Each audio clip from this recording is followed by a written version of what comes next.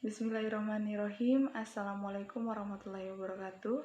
Perkenalkan, nama saya Elsa Priana dari kelas A dengan NIM M1B1222004. Di sini saya akan menjelaskan materi tentang keterkaitan zona ekonomi eksklusif atau Z dan Laut Natuna. Baik, di sini yang pertama saya akan menjelaskan tentang apa sih itu zona ekonomi eksklusif. Zona ekonomi eksklusif atau Z adalah jalur di luar dan berbatasan dengan laut wilayah Indonesia. Hal ini berdasarkan undang-undang yang berlaku tentang perairan Indonesia yang meliputi dasar laut tanah, di bawahnya air, dan di atasnya dengan batas terluar 200 yang diukur dari garis pangkal laut di wilayah Indonesia.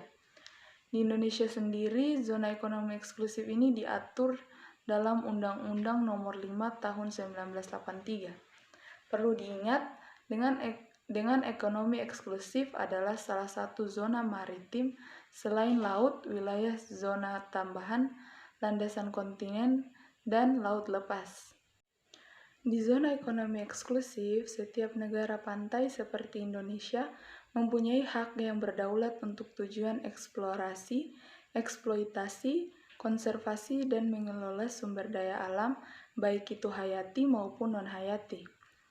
Dasar laut dan tanah di bawahnya serta untuk keperluan ekonomi di zona tersebut seperti produksi energi dari arus, air, dan angin, sedangkan jurisdiksi Indonesia di zona ini adalah jurisdiksi membuat dan menggunakan pulau buatan, instalasi, dan bangunan. Riset ilmiah kelautan, perlindungan, dan pelestarian lingkungan laut. Dalam melaksanakan hak yang berdaulat dan jurisdiksinya, di zona ekonomi eksklusif Indonesia harus memperhatikan hak dan kewajiban negara lain pula. Perlindungan batas wilayah dan yurisdiksi negara merupakan hal yang sangat penting dan strategis, sekaligus sensitif karena berkaitan dengan permasalahan kedaulatan, hak-hak berdaulat, dan yurisdiksi suatu negara terhadap zona-zona maritim sebagaimana diatur dalam UNCLOS 1982, atau yang lebih dikenal dengan Hukum Laut Internasional, dan pengamanan yang mumpuni oleh TNI Angkatan Laut Indonesia juga mampu memperkuat wilayah perairan Indonesia.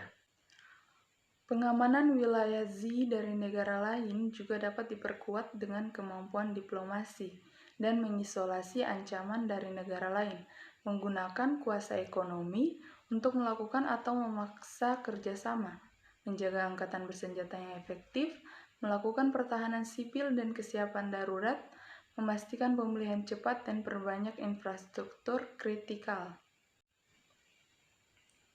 Indonesia juga harus mempunyai kekuatan armada yang mampu mengawasi kedaulatan negara di perairan kepulauan untuk menjaga dan memanfaatkan sumber daya alam hayati berupa ikan, sehingga tidak ada lagi kapal-kapal asing yang beroperasi di perairan kepulauan Indonesia yang selama ini secara besar-besaran kapal-kapal asing itu mengeksploitasi ikan milik Indonesia. Mereka telah merugikan negara dan rakyat Indonesia. Oleh karena itu, Indonesia harus mempunyai sumber daya manusia dan infrastrukturnya dalam memanfaatkan kekayaan tersebut. Selanjutnya kita akan mengenal tentang apa itu Laut Natuna. Laut Natuna adalah perairan yang terbentang dari Kepulauan Natuna hingga Kepulauan Lingga di Provinsi Kepulauan Riau, Indonesia. Laut ini berbatasan dengan Laut Natuna di utara, barat laut, dan timur. Laut Natuna juga berbatasan dengan Selat Karimata di tenggara dan Selat Singapura di arah barat.